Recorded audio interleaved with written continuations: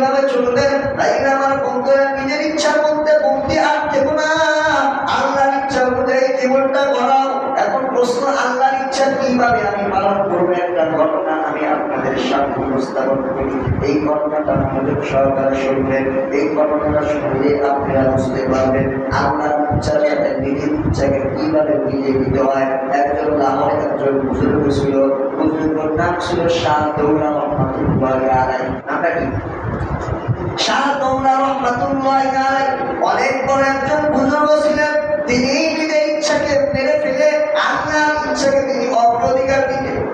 আর আল্লাহর ইচ্ছাকে অগ্রাধিকার দেওয়ার ভিতরে এত মজা, এত স্বাদ, এত করেছে।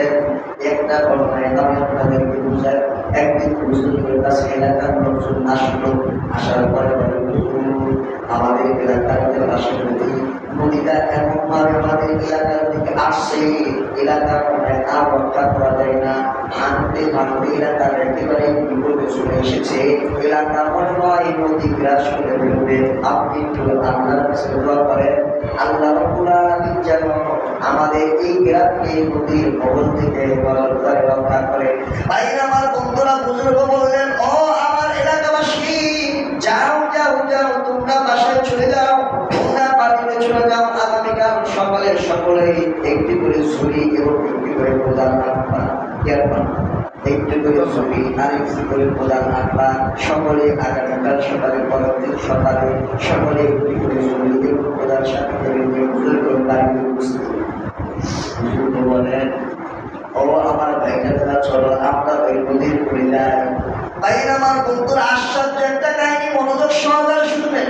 হুজুর যখন সকলকে নিয়ে ওই নদীর করে যখন গেলেন, যাওয়ার পরে দেখেন নদী ওই গ্রামের দিকে আসতে চায়, গ্রামকে গ্রাস করতে গেতে চায়। ওই হুজুর সবার বললেন, আমার ভাইরা, তোমরা নদীর যে দিকে পানি চাইতেছে, গ্রামের দিকে রাস্তা যাওয়ার পানি, গ্রামের দিকে পানি যাওয়ার রাস্তা তোমরা করতে শুরু করে দাও। এখন বলেন তো দেখি, আমি যদি এই কথা বলতাম, আপনি এই মানতে কখনোই না। হুজুর বলছে মানুষ কথা বলা গ্রামের দিকে পানি যাওয়ার রাস্তা যদি খুলে দেয়, তাহলে সেই গ্রামকে গ্রাস করে কিন্তু দুই দিন পর সেটাতে একদিনই গ্রাস করে দিবে। তাড়াতাড়ি গ্রাম ঠিক না? যদি পানি যাওয়ার রাস্তা যদি গ্রামের দিকে আমি খোলা শুরু করে দেয়, ওই গ্রামকে বাঁচানো যাবে? বুজুর্গ বললেন যে আমি যেটা বলেছি তোমরা সেটা করো। তখন বলতেছেন, হুজুর আমরা তো বুঝি না, আপনি কি বলতে চান? বুজুর্গ উত্তরে দিলেন, ও আমার ভাইরা শোনো, কারণ নদীও চায় গ্রামকে গ্রাস করে নিবে। আমার আল্লাহর ইচ্ছা যে নদী গ্রামের দিকে যাক, আমি শাহদৌলার ইচ্ছা নদী গ্রামের দিকে যাক। আমার আল্লাহর ইচ্ছা যেটা, আমি শাহদৌলার ইচ্ছা হচ্ছে সেটা। তোমরা আর কোনো কিলোতার না করে পানি গ্রামের দিকে যাওয়ার রাস্তা তোমরা করতে শুরু করে দাও। সুবহানাল্লাহ। ভাইরা আমার বন্ধুরা, আগের যুগের মানুষগুলো হুজুরের কথা খুব মানত। এখন যদি হুজুর বলে বিশ্বাস হয় না, কিন্তু আগের যুগের মানুষ হুজুরকে তারা প্রাধান্য দিত। হুজুর যদি বলছে, হুজুর বলছেন কাজটা করি, বিশ্বাস ছিল, করার কারণে তার কাজের সফলতা হয়েছে। আগের মানুষ কোনো কিছু জানত না, শুধু সূরা ফাতিহা জানত, বিসমিল্লাহ জানত। এই বিসমিল্লাহ সূরা ফাতিহা জানত, কিছু সূরা জানত, সেখানে তো মওলা তার কাছে যদি কেউ পানি নিয়ে দিত, বিসমিল্লাহ বলে দিত, কারণ তার অগাধ বিশ্বাস ছিল হুজুরের পানির ফুকুর কারণে আমার এই রোগ ভালো হয়ে যাবে। তাই ফুকু দিতে দেরি হয়েছে, তার রোগ ভালো হইতে আল্লাহ থেকে করে বিশ্বাস করে যদি তুমি রাস্তার একটা মরার টুকরা ঘাস উঠায় খাও, এই বিশ্বাসের কারণে তোমার সফলতা হবে বলে না।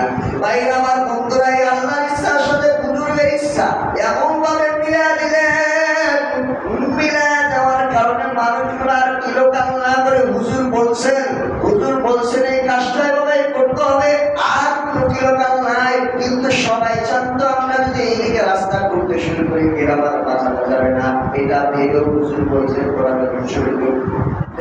আল্লাহর কিন্তু আল্লাহর দেখে মাটি করতে করতে এক জায়গায় চলে থাকলো।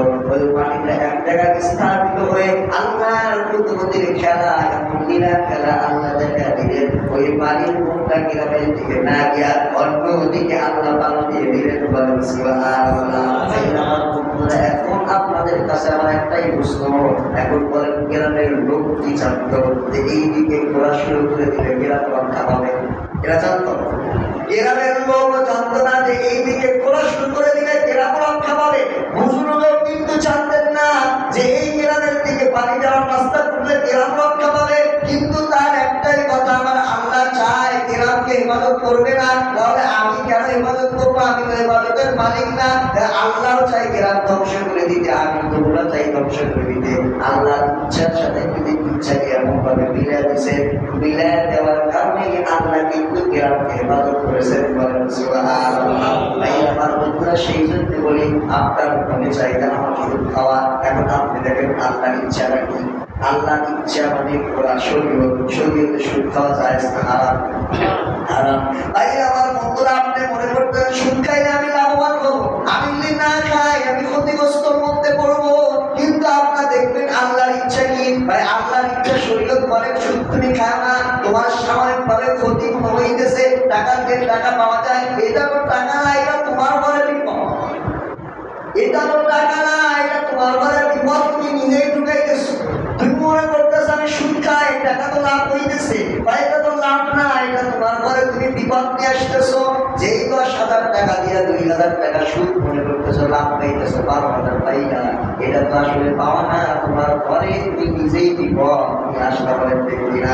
তাই আমার বন্ধুরা, যারা সুদ খাই দেখবেন তারা দেখা যায় অনেক সুখী, কিন্তু খবর নিয়ে দেখবেন মনের দিকটা তারা অনেক অশান্তিতে আছে। শুধু অশান্তি না, ছেলের রোগ সারে না, মেয়ে অসুস্থ, বিবি অসুস্থ, সংসারে কোনো সুখ নাই। কেন অশান্তি আর অশান্তি? ভাই কেন? ভাই নিজেই তো নিজের হাতে বিপদ নিয়ে আসছে। সেই কারণে আল্লাহর ইচ্ছা অনুযায়ী চলবেন। প্রকাশ্য মনে হলে ক্ষতি হয়, ক্ষতি হয়ে যায়, কিন্তু বিপদ মুক্তির নামকে আল্লাহ। আপনি যদি ধারা শুনতেই যদি আপনার শরীর কন্ট্রোল করেন, তাহলে তো ঠকে যাবেন। হুজুর দিয়ে যদি আপনি ভাড়ায় সইরা শরীর দিয়ে কন্ট্রোল করেন, তাহলে তো ঠকবেন। আর যদি সরকারি দেওয়া উকিল দিয়ে ভাড়ায় করেন, শরীর কন্ট্রোল করেন, তাহলে শিখবেন। এখন বলেন আল্লাহ বলছে কোরআন দিয়ে তুমি যদি কন্ট্রোল করো, উকিল দিয়ে নয়। এখন যদি আপনি মনে করেন আমি যদি উকিল দিয়ে ভাড়ায় সই, তাহলে তো আমার জমি বাড়বে, আর যদি আমি হুজুর দিয়ে করি জমিকে কমবে। এখন যদি আপনার আল্লাহর ইচ্ছাকে মেরে ফেলে নিজের ইচ্ছাকে যদি আপনি বাধা দেন, তাহলে আল্লাহর কাছে কিন্তু আপনি ধরা খেয়ে যাবেন। আর যদি আপনার ভুলের হিসাবটা সুন্দর করে দিয়ে দেন, যদি হুজুর দিয়ে আপনি ভাড়ায় শরীর যদি সুন্দরভাবে কন্ট্রোল করে দেন, সাময়িকভাবে আপনার ক্ষতি হলেও কম হলেও, কিন্তু এই কমের ভিতরে বরকত দেওয়ার মালিককে বলেন আল্লাহ। আল্লাহর ইচ্ছা অনুযায়ী চললে বরকত কিন্তু আপনাকে আল্লাহ দেবে। ভাই আমার বন্ধুরা, সেই জন্য যে কথাটা বলার